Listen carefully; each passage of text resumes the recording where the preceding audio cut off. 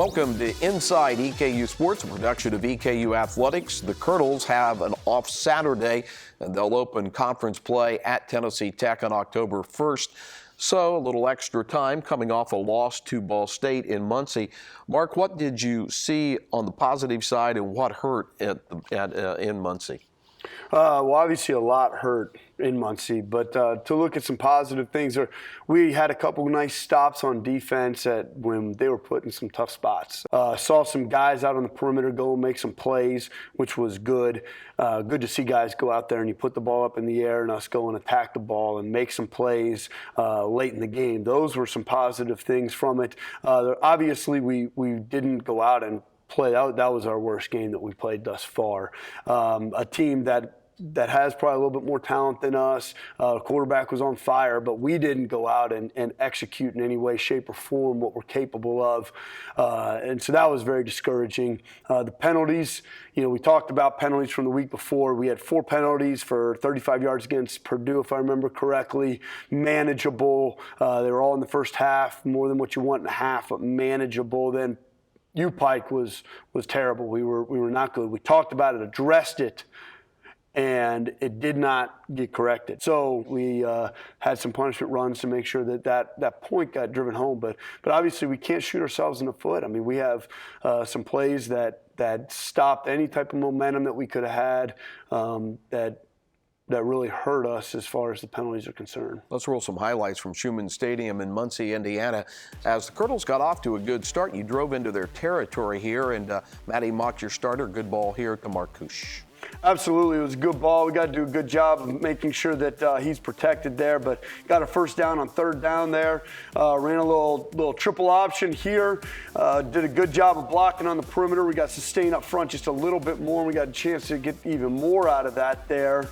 Really nice job right here. You see an option to run or pass.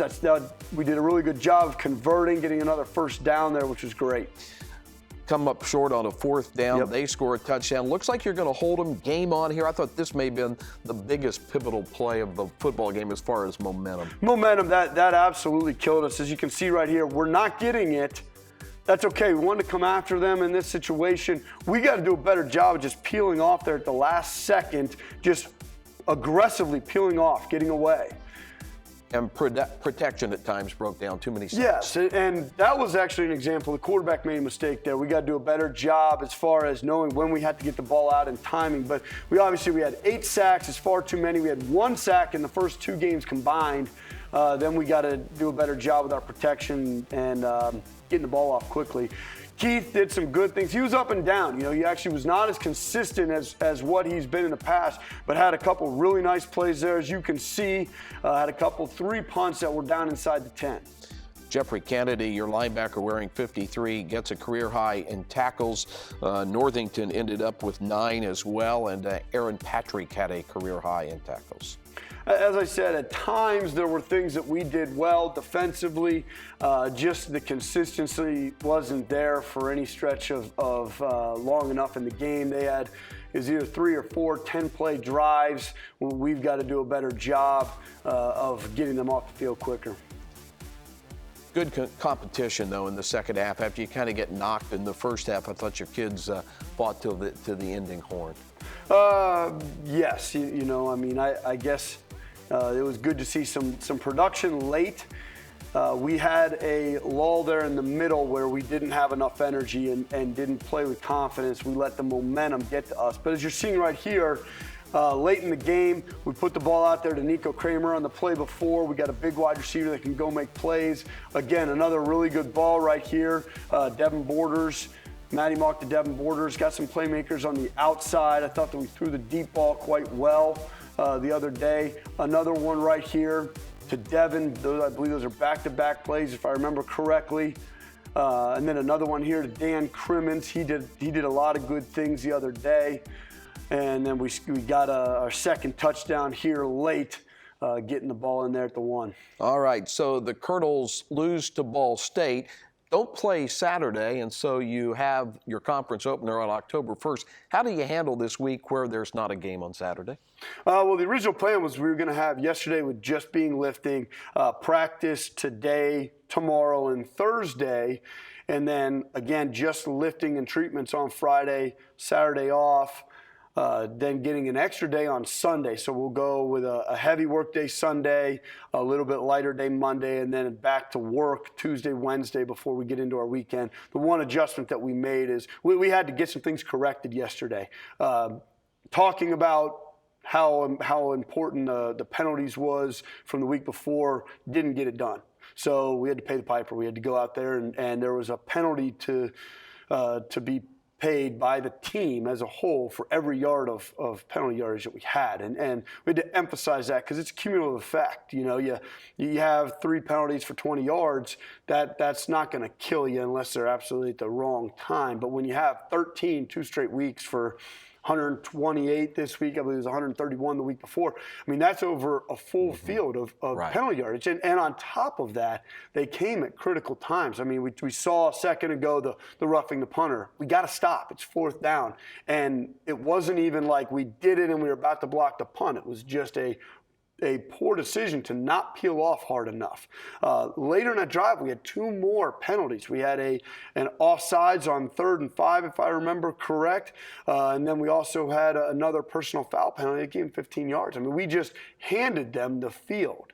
And you just can't do that in games where it's going to be very competitive. Okay. And we can't do that. We will talk next week here about Tennessee Tech, Coach. Absolutely. All right, appreciate it. Coming up next on Inside EKU Sports, we'll look at volleyball because they're about ready to start their conference schedule as well. Every day is a concept that few people can commit to. Every day requires a level of dedication that forces you to test your limits. Every day I'll give back to the community because I draw strength from their support. Every day the sounds of your cheers will echo through my mind. Knowing that you have my back means I can always look forward. Every day I'll be too tired to sweat and my bones will ache. Every day will provide me with the slight edge that I need to succeed. Champions are built every day. Lori Duncan was a 4-time All-Ohio Valley Conference player when she played volleyball at Eastern Kentucky, now in her 19th year as head coach. And you're off to a good start. You've won 4 of your last 5 games, I know, with the young squad getting ready to head into OVC play. We are very happy with the way we played the last 4 or 5 matches. Thank you for having us, first of all, Greg. It's great to be with you. You know, what a difference a year makes. Last year at this time, our schedule was just incredible. We were playing the Penn States, the Notre Dames, the Colorado States, some really, really good teams in the country, and trying to develop some experience and that ability to battle in the OVC. It paid off to a certain degree, but it's tough going into the conference part of our schedule and not be above 500 or not feel good about what you're able to do. This year, our schedule wasn't quite as stout or as tough, but right away we played Duke and we had LSU on the schedule. Lost a 5-gamer to Duke that was extremely close, lost in the 5th set, 15-13, and what that would have done confidence-wise for us, heading into the conference would have been pretty incredible. But like I said, the last 2 weekends we've played well. We've won 2 out of 3 in 2 tournaments. We've had some great individual performances by some of our student athletes. It's a matter of bringing these kids together and competing like a unit and feeling good about the chemistry that we're creating. I love the intensity and the competitiveness of our group. We're young. Yeah. So we're out there and we're competing hard and doing some great things, but every once in a while we do something that, you're like, that's an inexperienced kid not figuring it out. But, so enthusiastic and excited about what comes next. You mentioned good performances. Mallory Maxwell was your OVC Defensive Player of the Week. I have written down 59 digs in 3 matches. That's a lot of work. The last 2 weekends, she's just been great.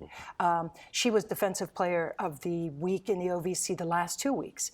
And Cassie Knutson was Co-Offensive Player of the Week this past week. And again, it's a testament to our group and our team and what they're capable of doing. Unlike last year, we have a lot more offensive threats, both sides of the pin. You know, outside, weak side hitters are creating some neat things and some great offense for us. But, you know, we've got 8 new people on our roster, and only one of them is a transfer. So you're talking 7 freshmen in our group. Over the course of the weekend, we had of our starting 6, 4 of them were freshmen on the court. That's a little scary. But what they're starting to be able to do is going to be pretty impressive, I think. I was a volleyball junkie during the Olympics, and so let's keep that momentum going. I can't wait till September 28th. You open the home part of the conference schedule after 2 away games against rival Morehead State. Yes, looking forward to that. We have won the last 5 contests against Morehead State, so that's the last 2.5 years. We're undefeated against Morehead, home and away. We're looking forward to being back in the Coliseum, being at home. The travel is brutal. We've been on the road. This will be coming, starting the OVC part of our schedule. This will be 5 consecutive weeks on the road. And again, I think that also builds a great tolerance with our group. But for the most part, the month of October, we're going to be home competing in AC and looking forward to putting a win after a win and putting a nice home competitive schedule together. On a personal note, you were an outside hitter, right? I was. For Jerry Polvino. What life lesson, in a nutshell, did you learn being a volleyball player at Eastern Kentucky and a student athlete?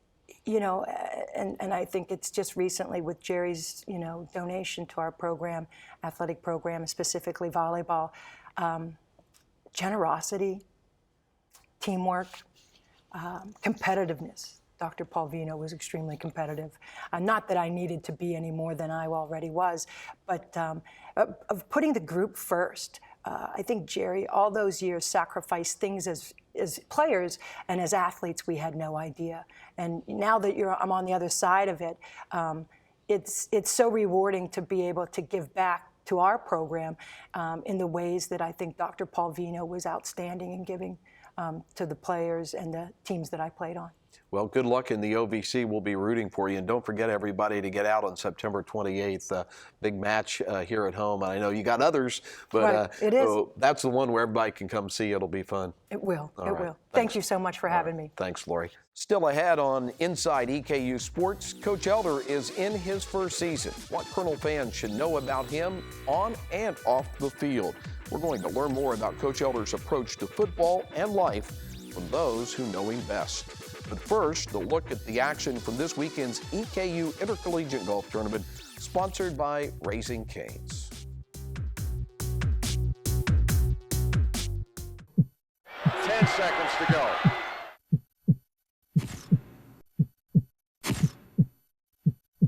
Harper coming forward. Moves in top of the key. 6 seconds to go. The 3.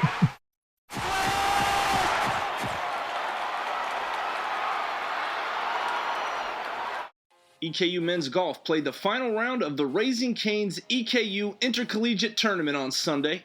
The 18 teams shot their 3 rounds at the University Club at Arlington, the gorgeous par 70 located in Richmond.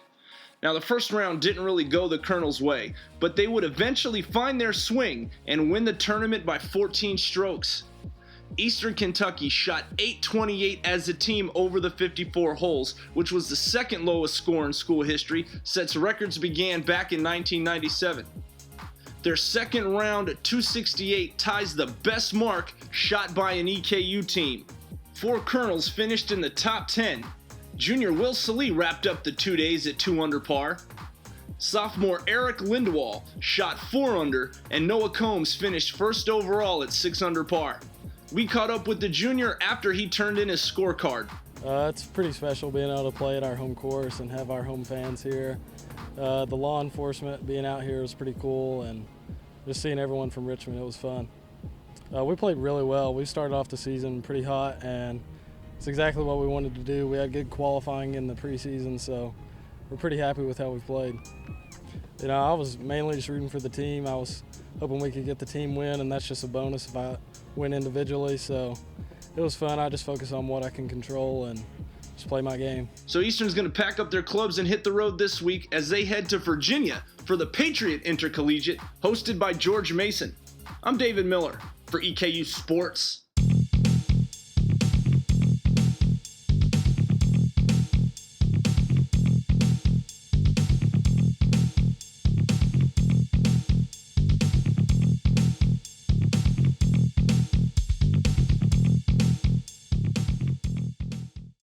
Last December, Mark Elder became the 14th head coach in EKU football history. But before that, he added another title, Dad. Let's take a look at what motivates the coach on and off the field. I chose Coach Elder to become the new head football coach at Eastern Kentucky University because, first of all, I needed a leader. I needed somebody to come in here that's capable of taking the program to the next level. He has great character, both as a man, as a husband, as a football coach, and as a human being, and he has a competitive spirit second to none.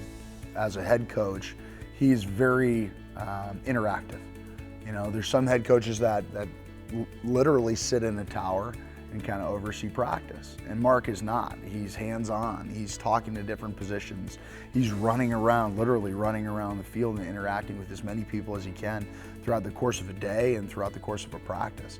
And so for him to take the effort to engage guys and to get to know them, where they're from, their stories, it's fostering a lot of trust on this team. One of the bright aspects of also knowing a coach is getting to meet their family, and you know, it's such a pleasure and exciting thing to have them as part of the Richmond, EKU, Madison County community. And what I've seen out of Coach Elder is that his family is very important to him, and rightfully so, because he's got a great family in Lindsay and Owen. As a father, his passion and purpose, Mark is present, which I think is important.